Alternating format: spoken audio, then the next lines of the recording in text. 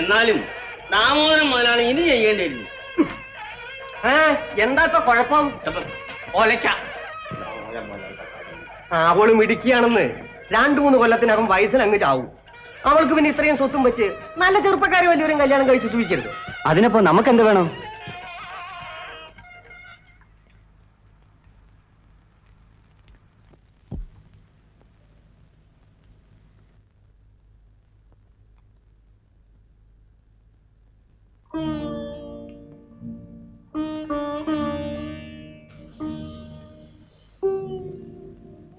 തങ്കമ്മേ, നീ എന്റെ സ്വത്ത് മോഹിച്ചാണോ വിവാഹത്തിന് സമ്മതിച്ചത്?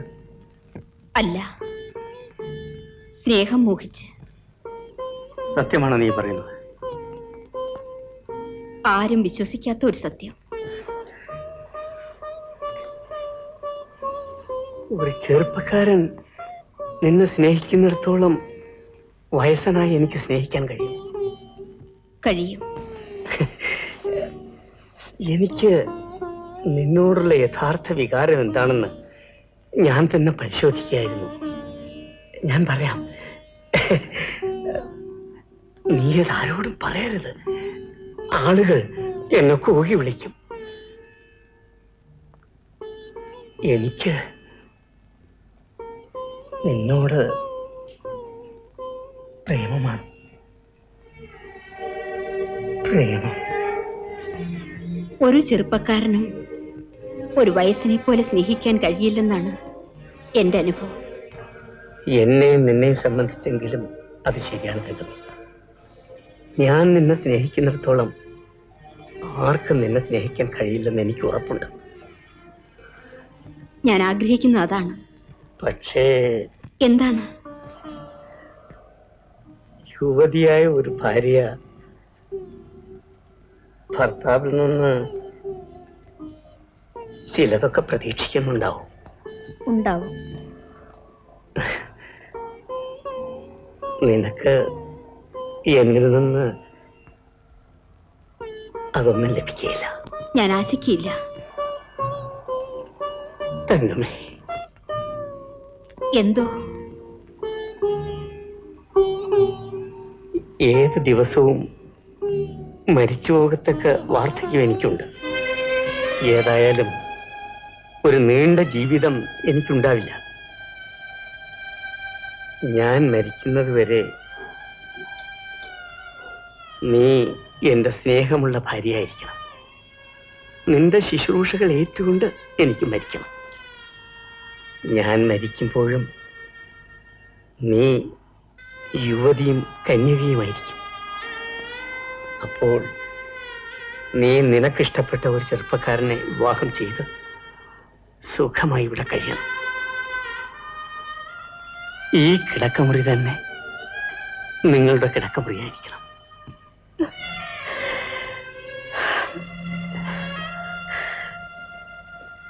ആവശ്യമില്ലാത്തതൊന്നും ആലോചിക്കാതെ ശാന്തമായിട്ടുറങ്ങണം.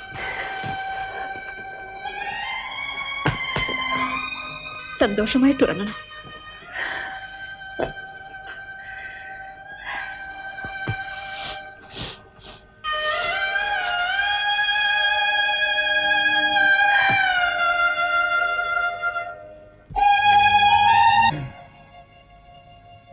ഉണർന്നില്ലേ?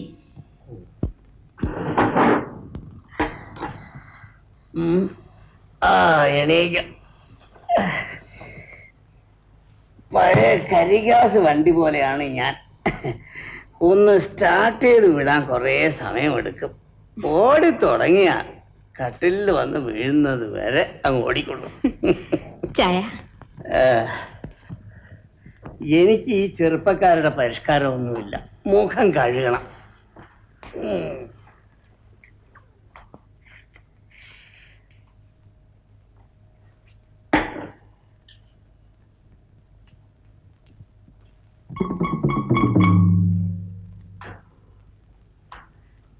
മോളെ, മുതലാളി എണീറ്റോടി?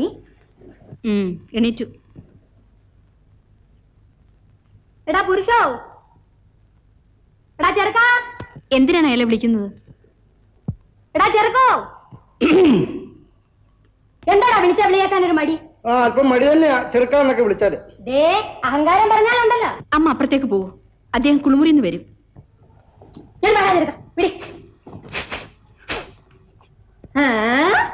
കുർഷേട്ടൻ അപ്പുറത്തേക്ക് പോകും. അമ്മ പറയുന്ന ഒന്നും കാര്യമാക്കണ്ട.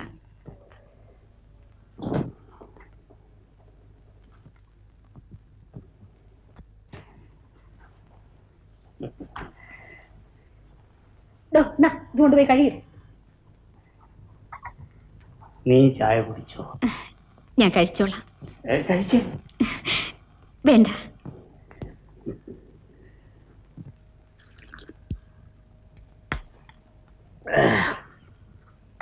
ഇന്നെനിക്ക് ശരീരത്തിനും മനസ്സിനും നല്ല ഉത്സാഹവും തന്റേടവും തോന്നുന്നു. വയസ്സന്മാർക്കും ഭാര്യ ആവശ്യമാണ്.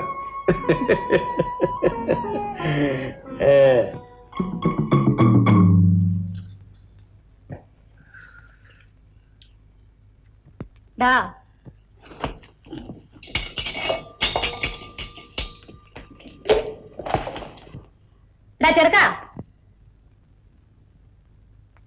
ഇവിടെ വേണ ചെറുക്ക.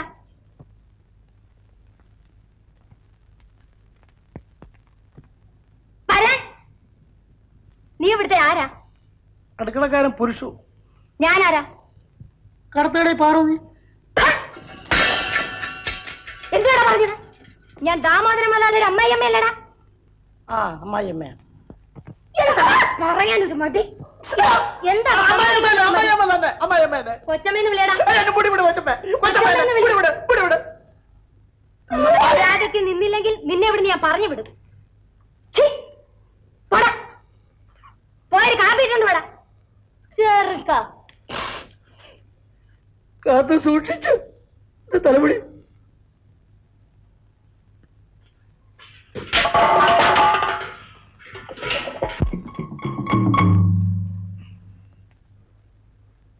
എടാ ചെറുക്ക, എടാ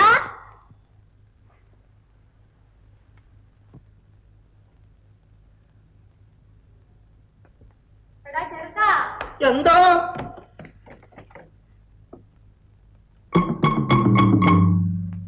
എന്താടാ തലേ മുണ്ടിട്ടിരിക്കുന്നത്? കൊച്ചമ്മ എപ്പോഴെപ്പോഴും തലമുടിക്ക് പിടിക്കാതിരിക്കാൻ ഞാൻ ഒരു സൂത്രം ചെയ്തിരിക്കുക. മര്യാദയ്ക്ക് നിന്നില്ലെങ്കിൽ തലമുടി പിടിച്ചേ വെക്കും. പുരുഷ, നീ ഒന്നിങ്ങി വാ, എന്റെ കാലൊന്ന് തടവ്. കാല് വല്ലാണ്ട് പെരുക്കുന്നു. അയ്യോ കൊച്ചമ്മ, വേറെ എന്ത് ജോലി വേണമെങ്കിലും ഞാൻ ചെയ്യാം. കാല് തടവാൻ മാത്രം എന്നെ കൊണ്ടുവയ്യ. പറയുന്നത് കേട്ടോണം. എനിക്ക് വയ്യ.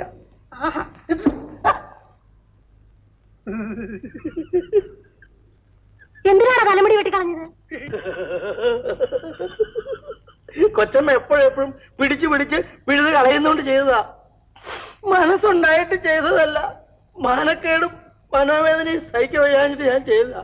ഇനി എനിക്ക് കാല് തടവാൻ പറ്റ. നിനക്ക് വയ്യ അല്ലേ? പറഞ്ഞാ കേക്കാമോ?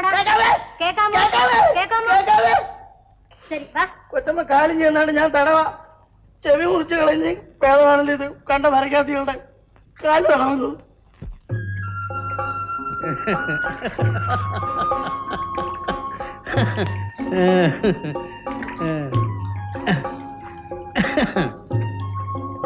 നമ്മൾ ഭാര്യാഭർത്താക്കന്മാരായിട്ട് 2 മാസമേ ആയുള്ളൂ. എങ്കിലും ഒരു 10 വർഷത്തെ പ്രായക്കുറവ് തോന്നുന്നു എനിക്ക്.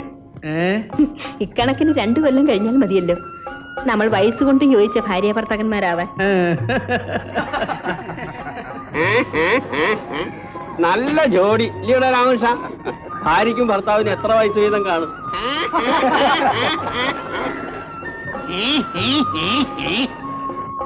ഞങ്ങളുടെ വയസ്സിന് തമ്മിൽ വലിയ വ്യത്യാസമില്ല. എന്റെ ഭാര്യയ്ക്ക് 17. അത് തിരിച്ചിട്ടാൽ അതെന്റെ വയസ്സ്. നീ വിഷമിക്കണ്ട, 71 ഇനി 6 വയസ്സുണ്ട്.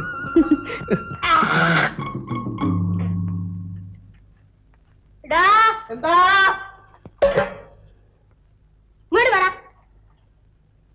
കൊച്ചമ്മ ആശുപത്രി പോയിട്ട് വന്നോടാ. ആര് തങ്കമ്മയോ? നശാരി മുതലാളിയുടെ ഭാര്യ പേര് ചൊല്ലി വിളിക്കുന്നോടാ. അതിനെ കൊച്ചമ്മാന്ന് വിളിക്കരുതെന്നും തങ്കമ്മാന്ന് വിളിച്ചാ മതിയെന്നും പ്രത്യേകം എന്നോട് പറഞ്ഞിട്ടുണ്ട്. ആ അവൾ അങ്ങനൊക്കെ പറയും. എന്നോടായിട്ട് നീ വിളിക്കാമോടാ?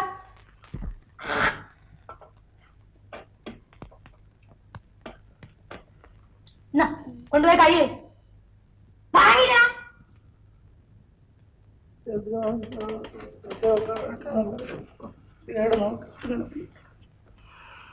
ഇവള് തന്നെ ഒരു കോളാമ്പിയാന്നേ. മുടി മുറിച്ച് കളഞ്ഞു, ചെറുക്കാന്ന് വിളിച്ചു. അവസാനം ഈ കടത്തുകാരി പാർവതിയുടെ കോളാമ്പി കഴുവാനുള്ള ഗതികേട് എനിക്ക് വന്നല്ലോ. അല്ലേ വെറ്റത്തുപ്പലിന് നല്ല നിറമാന്ന് പറയായിരുന്നു.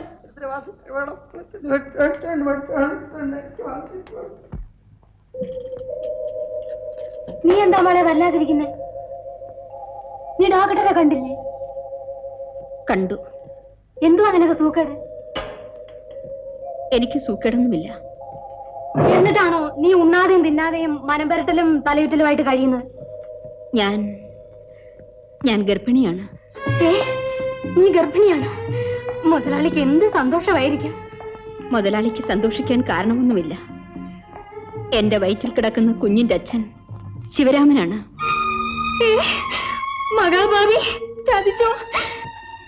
സാധുവും വയസ്സനുമായ എന്റെ ഭർത്താവിനാണ് ചതിവ് പറ്റിയത്. ഞാൻ അറിഞ്ഞുകൊണ്ടല്ലെന്ന് മാത്രം. ദൈവമേ, ഞാനിനി പഴയ കൂടിലേക്ക് തന്നെ പോകേണ്ടി വരുമല്ലോ. എടി മോളെ, മോളെ, എന്റെ പൊന്നു മോളെ, സത്യം പുറത്തു പറയണ്ട. മുതലാളിയിൽ നിന്നുള്ള ഗർഭമാണെന്ന് പറഞ്ഞേച്ചാ മതി. എന്തൊക്കെയാണാവോ സംഭവിക്കാൻ പോകുന്നത്. എല്ലാം നശിച്ചു, എല്ലാം മുടിഞ്ഞു.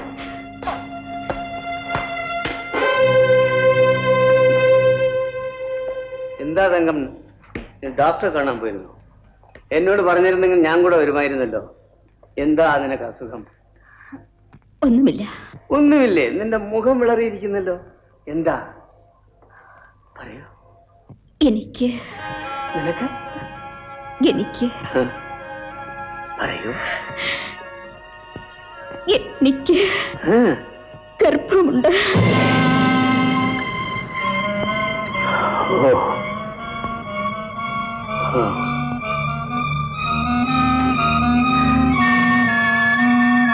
എന്റെ ഭാര്യ ഗർഭിണിയാണ്. എനിക്ക് ഒരു കുഞ്ഞ് ജനിക്കാൻ പോകുന്നു.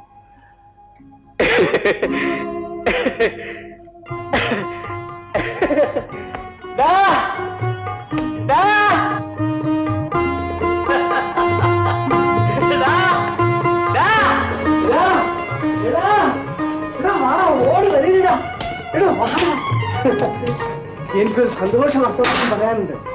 എന്റെ ഭാര്യ ഗർഭിണിയാണ്. എന്റെ സ്വത്തുക്കൾക്ക് അവകാശം ജനിക്കാൻ പോകുന്നു. എനിക്കൊരു കുഞ്ഞ് ജനിക്കാൻ പോകുന്നു.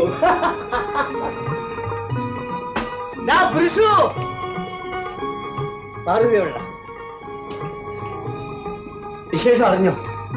പൊന്നു മുതലാളി, ഞാൻ ഒന്നും അറിഞ്ഞതല്ലേ. നിങ്ങളും അറിയണം. എനിക്ക് ഒരു കുഞ്ഞ് ജനിക്കാൻ പോകുന്നു. എന്റെ ഭാര്യ ഗർഭിണിയാണ്. അവളിനി അടുക്കള പണി ചെയ്യാൻ നീ സമ്മതിക്കരുത്.